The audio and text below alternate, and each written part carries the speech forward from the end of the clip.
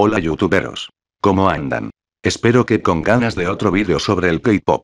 Yo sé que los que me siguen ansiaban otro vídeo sobre este tema. Y bueno, aquí está. Jajaja. No les pregunto a las K-popers porque de seguro con todos los vídeos que he subido y todas las cosas que he sacado de sus chinitos me han de querer bajo la guillotina. Pero ¿qué le hacemos? Solo expongo la cruda realidad del tema. Continuando con el vídeo. Quizás sepan o no sepan. Probablemente lo más seguro es que no sepan. Pero el grupo femenino de K-pop llamado 21 debutaron en la radio británica. La BBC Radio 1, la cual es la más grande estación del Reino Unido. El grupo fue introducido con su más reciente canción, I Love You, obteniendo mayormente opiniones negativas de la comunidad inglesa. A esta demostración de desprecio al grupo asiático, las fanáticas del tal, las cuales se autonombran Blackiacs, bombardearon el Facebook con sus comentarios de intolerancia subnormal hacia los británicos. Hasta las mismas chicas inglesas fanáticas de este género desechable comenzaron a insultar a su propio país. País el cual, déjenme decirles, ha creado leyendas musicales como los Beatles y los Rolling Stones. Hasta llegar a ofender a su misma gente. Aquí un fragmento. Acusándolos de tontos sin oído para la buena música. Jajaja. Soy el único que encuentra la ironía en todo esto. Me he quedado sorprendido. El fanatismo de las chicas a esta música altamente comercializada ha alcanzado niveles de estupidez jamás tocados por seres tan ignorantes. Y aquí la gran hipocresía de las K-popers. Ellas pueden llegar a odiar con gran intensidad y pasión la música occidental, mayormente el pop. Pero si oyen a alguien decir o expresar una opinión que no sea 100% positiva hacia sus coreanitos, inmediatamente te catalogan como un cerrado de mente, ignorante o hasta racista. Pero si se fijan bien, los intolerantes son otros. Esta es una de las muchas razones de por qué hay gente como yo que aborrece el género. Las fanáticas. Son unas chicas insoportables, arrogantes a más no poder. Por alguna razón que aún no llego a entender. Muchas fanáticas del K-pop piensan que sus grupos pueden llegar a pegar en grande internacionalmente. Me he encontrado con muchas fanáticas del K-pop que desean que su música sea escuchada por todos y por todas. Que tengan más exposura y reconocimiento para sus grupos. Pero cuando llega a pasar eso, la crítica también no tarda en llegar y les escupe la verdad en la cara y comienzan a sacar excusas sin sentido tratando de defenderlo. Pero el problema real se encuentra en sus cerebros. Estos fanáticos creen haber encontrado un género de música inspirador y creativo, cuando en la realidad es solo música pop. Un pop pegajoso y dulce que en la mayoría de los casos es vacío y no transmite mucho. De igual manera los miembros de estos grupos son solo bailarines, ejecutantes de coreografías complejas que si no fuera por la gente que está detrás de ellos, la gente con verdadero talento, las cuales forman las coreografías y escriben sus canciones, muchos de estos títeres no fueran ni la mitad de lo que son hoy en día. En mi opinión, no creo que ningún grupo coreano pueda internacionalizarse. Contratar compositores o coreógrafos extranjeros no hará ninguna diferencia y de seguro cantar en inglés no cambiará en nada. Lamento decirles, amantes de los chinitos. Así es como son las cosas en el mundo de la música. Estados Unidos y el Reino Unido son los que controlan el mercado. Ya para concluir el vídeo, les pasaré el pedazo de audio en donde hablan de este grupito. Pero si les da flojera escuchar o simplemente no entienden el acento británico, dejaré en la descripción el diálogo escrito, por si lo quieren traducir después. Bueno, eso ha sido todo. Hasta el próximo vídeo. Chao. Peter, it's over to you for some South Korean madness. Right. Well, I say madness, it's just, you know, it's your choice. And it is sanity. Okay. Personified. Okay. Basically, at some point in the next 12 or 18 months, a Korean girl band is going to be massive around the world. Okay.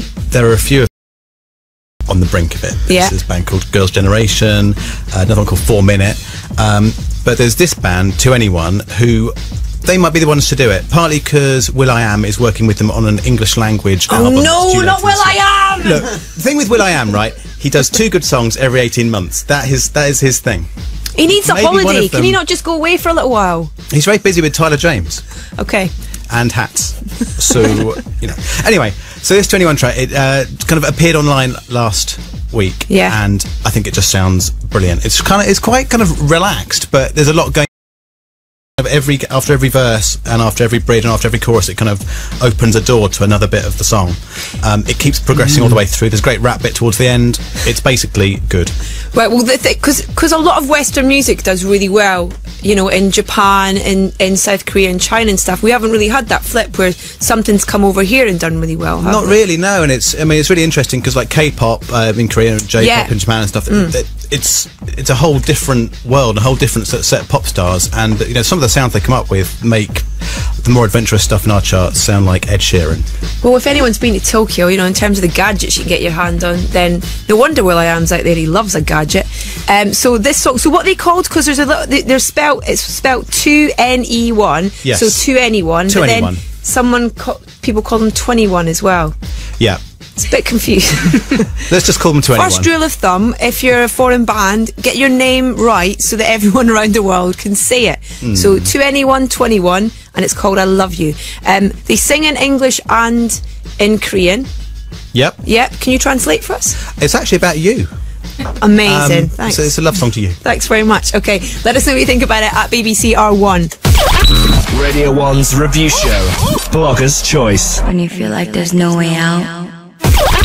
Radio 1's review show. 2NE1, 21, I Love You. Emma says, look at SNS2. They're pretty good. Do you know them too? No. Peter? No? Okay. There we go, Emma. Yes, on it. Jack says they sound like a slightly odd version of the Saturdays. Aaron says, worst song I've heard, deserves to be in Butlins though. Random. Josh says, I have no idea what they're saying, but I love it. Martin says, wow, this was crap Asia Vision Song Contest. And White Noise says, love a bit of K-pop. It's not K-pop. It's not K-pop. Isn't it? What? Well, no, there's a band called K-pop as well, though. There's an actual band called K-pop. And I guess that falls under that thing of it's Korean pop, but there's an actual band called K-pop as well. This is getting very confusing. Very confusing. Can we call this K-pop though? You can, if you want to call it K-pop, you can call it K-pop. You were raving to My that. whole thing was about calling this K-pop. Okay, go then. All right. Well, I think it's super cool to bring in a K-pop track. Great. I think that's wicked. I will never ever listen to that again, but I would like to see the video.